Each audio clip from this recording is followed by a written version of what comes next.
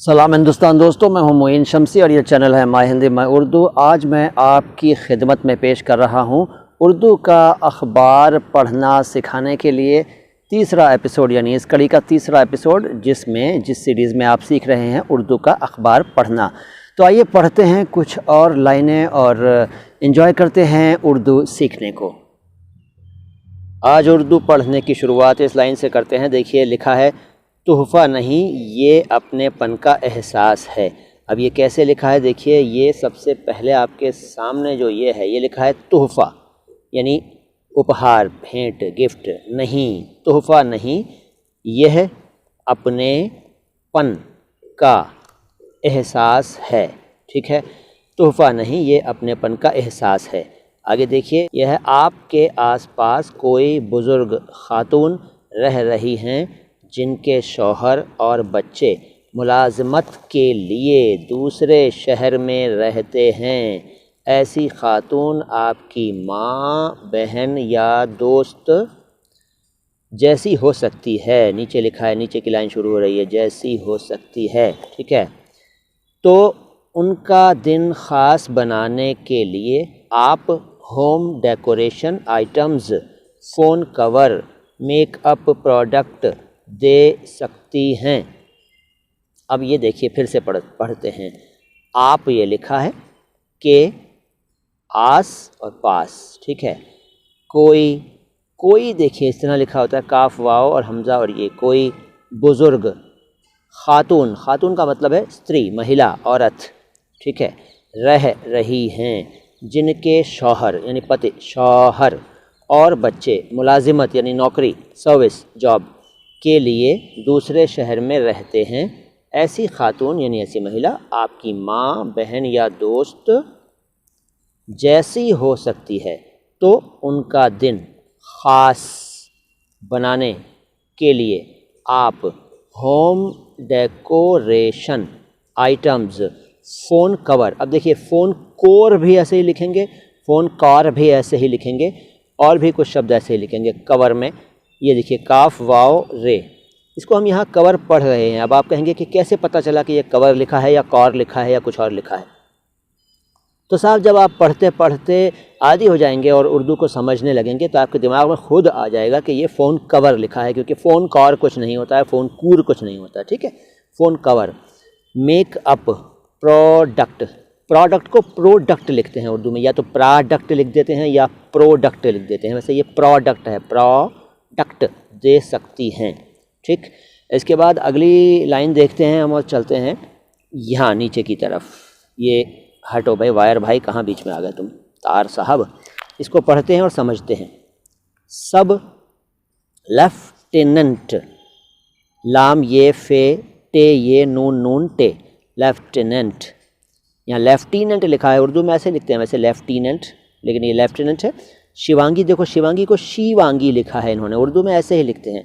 उर्दू में ज़्यादातर शब्दों को, ऐसे शब्दों को जिनमें छोटी ई की मात्रा हिंदी में होती है, उर्दू में लिखते वक्त बड़ी ई की साउंड से लिखा जाता है। अब ये फैशन है, रिवाज है, ट्रेडिशन है, पुरानी परंपरा है। इस पर फिर कभी बात करूंगा, लेकिन समझ लीजिए फ़िलहाल ये शिवांगी भी ऐसे ही लिखा जाएगा उर्दू में, और शिवांगी भी ऐसे ही लिखा जाएगा। हालांकि मुझसे आप कहें तो मैं लिखूंगा शिवांगी, शीन के नीचे ज़ेर लगा दूंगा, ये लिखूंगा ही नहीं, और डायरेक्ट वाव अलिफ नून गाफ ये लिख दूंगा। तो मैं शिवांगी वैसे लिखूंगा, लेकिन पुराना तरीक़ा यही है, शिवांगी। शिवांगी को शिवांगी लिखा है। बनी, और बने भी ऐसे लिखा जाएगा, बने, बनी। हिंदुस्तानी, हिंदुस्तानी को हम हिंदुस्तानी लिखते हैं। बहरिया, बहरिया क्या होता है? बहरिया का मतलब जल सेना, जो हमारी 3 सेनाएं हैं, जल, थल और नभ, तो ये उसकी बात हो रही है। पहली खातून पायलट, महिला पायलट डोर्नियर तैयारा उड़ाएंगी। तैयारा का मतलब जहाज़। ठीक है, हवाई जहाज़, तैयारा।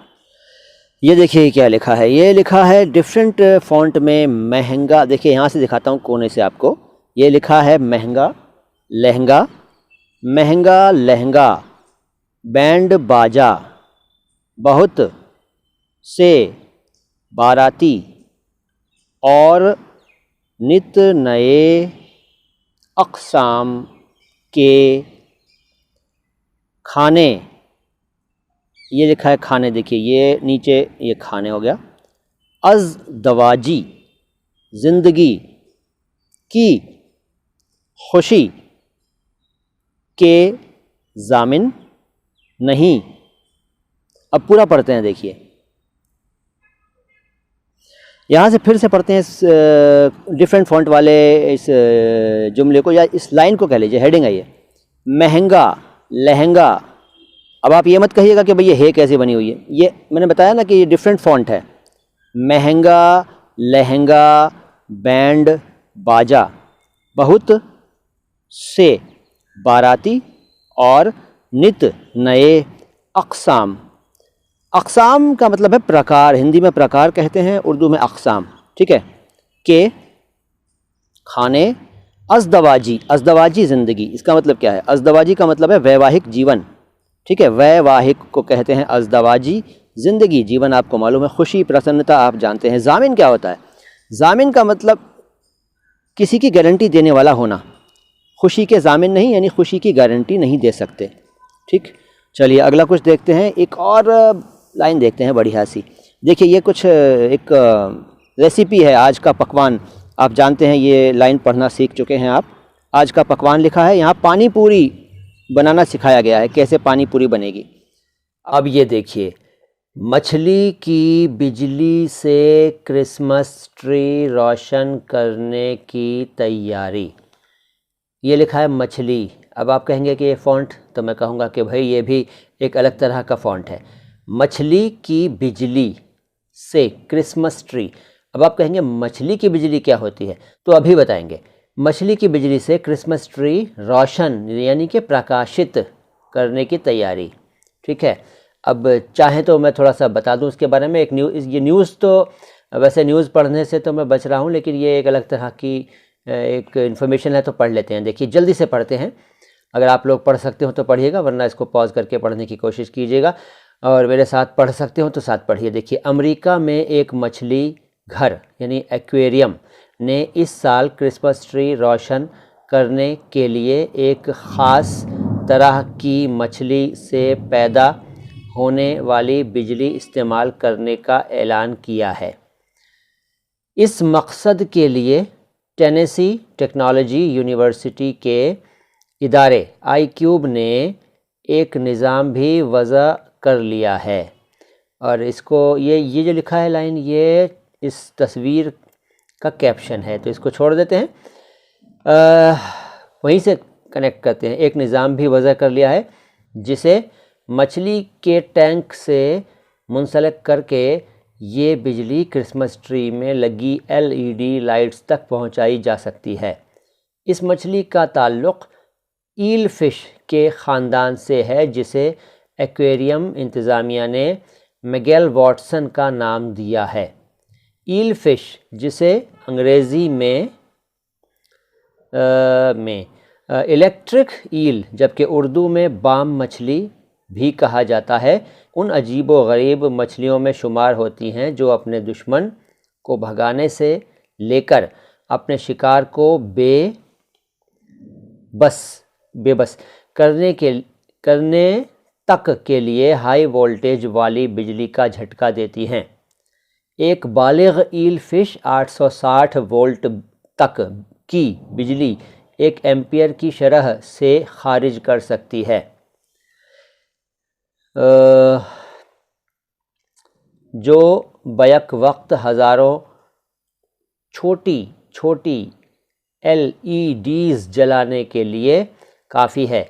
ये बात दिलचस्पी से पढ़ी जाएगी कि ट्विटर पर इलेक्ट्रिक मिगेल के नाम से उसी ईल फ़िश का ऑफिशियल अकाउंट है जो आईक्यूब के ज़ेरे इंतज़ाम है। अलबत्ता उस ट्विटर अकाउंट पर मिगेल वॉटसन के बारे में मालूमात के अलावा उसी मछली के बरक़ी सिग्नलों को डिकोड करके अंग्रेज़ी इबारत के तौर पर ट्वीट्स की जाती हैं जो नहायत मज़हक़ा ख़ेज़ लगती हैं। टेनेसी एक्वेरियम ने इस साल क्रिसमस के मौके पर आवाम को ख़ुसूसी दावत दी है कि वो यहाँ का दौरा ज़रूर करें और ईल फ़िश मिगेल वॉटसन का बिजली भरा जगमगाता हुआ क्रिसमस ट्री ज़रूर देखें। अभी ये जो पढ़ा मैंने, इसमें कोई शब्द आपको मुश्किल लगा हो, बल्कि कोई क्या बहुत सारे लगे होंगे, तो उनको पूछिएगा, मैं आपको उनका अर्थ बता दूंगा। एक और लाइन देखिए, ये अलग तरह का फ़ॉन्ट है। देखिए ये किसी और तरह का फ़ॉन्ट था, ये किसी और तरह का है। इस पे लिखा है दीवार पर टेप से चिपका हुआ केला $1,20,000 में फ़रोख्त। ये दीवार है पर टेप से चिपका हुआ केला $1,20,000 में फ़रोख्त। डॉलर लिखा है, डॉलर में फ़रोख्त यानी बिका। ठीक है, फ़रोख्त इस शब्द को बता चुका हूँ पिछले एपिसोड में। अगला देखते हैं, एक आसान सा फ़ॉन्ट देखते हैं कोई जब जिससे आप फैमिलियर हों पहले से। ये देखिए, ये मिल गया। ये देखिए हेडिंग, आमिर खान ने पगड़ी बांधना सीखा। बहुत सिंपल है, आमिर खान ने पगड़ी बांधना सीखा। परफेक्शनिस्ट खान आमिर के फिल्म लाल सिंह चड्ढा के पगड़ी वाले लुक को बहुत पसंद किया जा रहा है। ये पूरी इन्फॉर्मेशन है, इसको छोड़ देते हैं। एक छोटी सी चीज़ और पढ़ लेते हैं जल्दी से। ठीक है, ये पढ़ लेते हैं। ये बोल्ड लेटर्स में जो लिखा है, धर्मेंद्र किसी ज़माने में अदाकारा सुरैया के बहुत बड़े मद्दाह थे। मद्दाह, ये लिखा है मद्दाह। मद्दाह का मतलब होता है फ़ैन, प्रशंसक। मद्दाह। धर्मेंद्र किसी ज़माने में अदाकारा यानी एक्टर, एक्ट्रेस सुरैया, हीरोइन थी एक सुरैया, के बहुत बड़े मद्दाह थे। तो दोस्तों, आपने आज भी कुछ लाइनें पढ़ी और काफ़ी कुछ सीखा होगा, यकीनन सीखा होगा। कुछ शब्दों के अर्थ मालूम हुए होंगे और अखबार में किस तरह के फ़ॉन्ट्स इस्तेमाल होते हैं ये भी आपको अंदाज़ा हो रहा होगा हमारी इस सीरीज़ से।